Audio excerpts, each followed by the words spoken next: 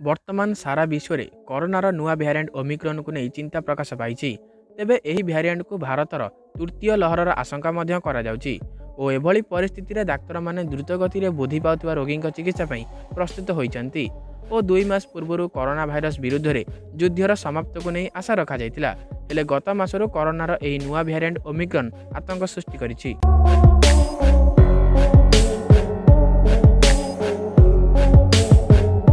ଭାରତ ସହ ପୁରା ବିଶ୍ୱରେ ଏହି ଭ୍ୟାରିଏଣ୍ଟର ପ୍ରଭାବ ଦେଖିବାକୁ ମିଳୁଛି ଓ ଦିଲ୍ଲୀ ଏବଂ ମୁମ୍ବାଇଠାରେ ସଂକ୍ରମଣର ମାମଲା ଦିନକୁ ଦିନ ବୃଦ୍ଧି ପାଇବାରେ ଲାଗିଛି।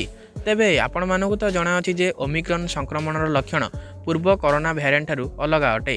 ତେଣୁକରି ଏହାକୁ ନେଇ ଆମମାନଙ୍କୁ ଅଧିକ ସତର୍କ ମଧ୍ୟ ରହିବାକୁ ପଡ଼ିବ।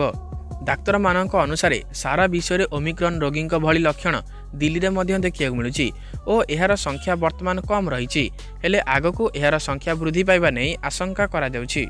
ଓମିକ୍ରନ ସଂକ୍ରମିତ ବ୍ୟକ୍ତିଙ୍କଠାରେ କିଛି ଲକ୍ଷଣ ଦେଖିବାକୁ ମିଳିଥାଏ, ଯେପରିକି ଗଳାରେ ଯନ୍ତ୍ରଣା ଅନୁଭବ କରିବା, ନିମ୍ନ ସ୍ତରର ଜ୍ୱର ଓ ଶରୀର ଅଂଶରେ ଯନ୍ତ୍ରଣା ଅନୁଭବ କରିବା ଓ ଏହି ଭାଇରସରୁ ସତର୍କ ରହିବା ପାଇଁ ଡାକ୍ତର, ବିଶେଷଜ୍ଞ ଓ ସରକାର ପରାମର୍ଶ ମଧ୍ୟ ଦେଇଛନ୍ତି ଓ ନିଜକୁ ଗହଳିପୂର୍ଣ୍ଣ ଜାଗାଠାରୁ ଦୂରେଇ ରଖିବା ପାଇଁ ଚେଷ୍ଟା କରନ୍ତୁ ଓ ବାହାରକୁ ଯିବା ସମୟରେ ମାସ୍କର ବ୍ୟବହାର ନିଶ୍ଚୟ କରନ୍ତୁ ଓ ଏହି ସବୁ ସହ ନିଜର ରୋଗ ପ୍ରତିରୋଧକ ଶକ୍ତି ବୃଦ୍ଧି କରିବା ବହୁତ ହି ଗୁରୁତ୍ୱପୂର୍ଣ୍ଣ ଅଟେ।